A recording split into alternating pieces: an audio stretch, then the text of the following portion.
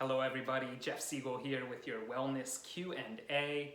Today I've got a question for you from Janelle Marie, and she asks, what do you think about the 80-20 principle when it comes to eating? So 80% of the time, eat healthy and clean, 20% of the time, allow myself to totally indulge.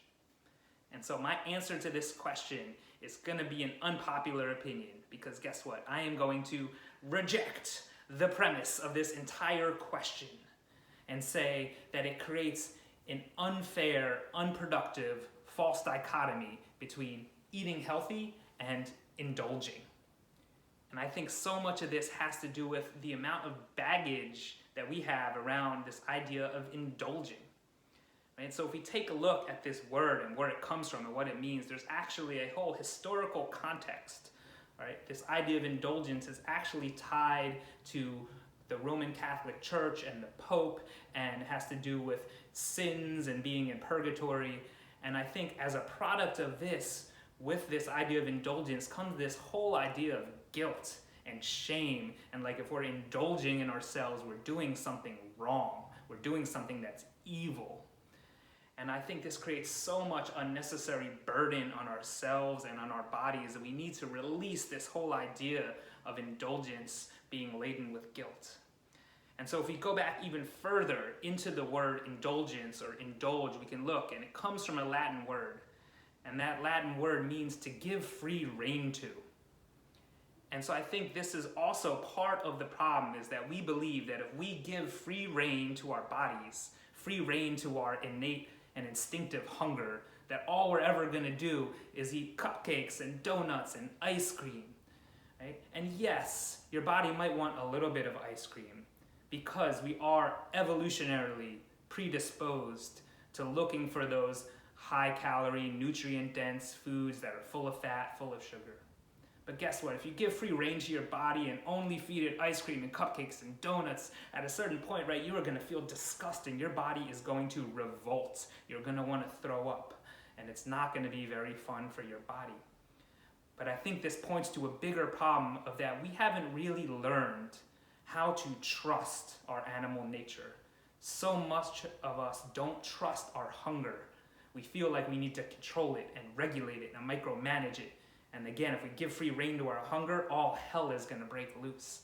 But all that does is that breeds more distrust, and we never have an opportunity to form a healthy relationship with our body and with our hunger. And guess what? There's a third piece to this, and this piece blew my mind when I learned about this.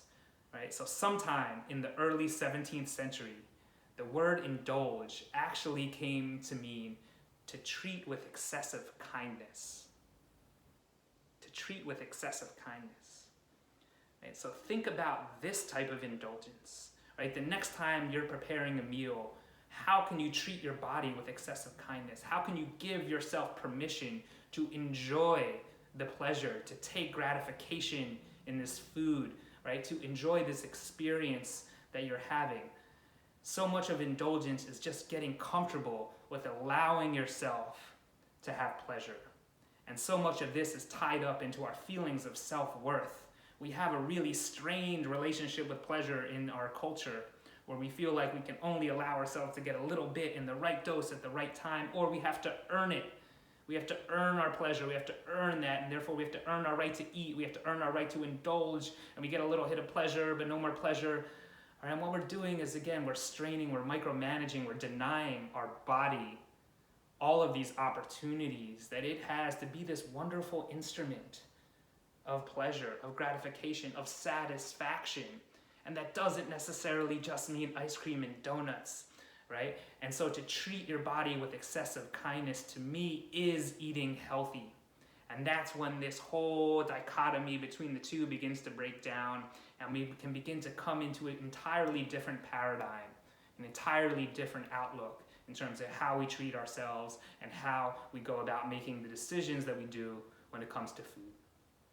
So thinking about that, I'm Jeff Siegel, and until next time, breathe, smile, and push onto whatever is most important.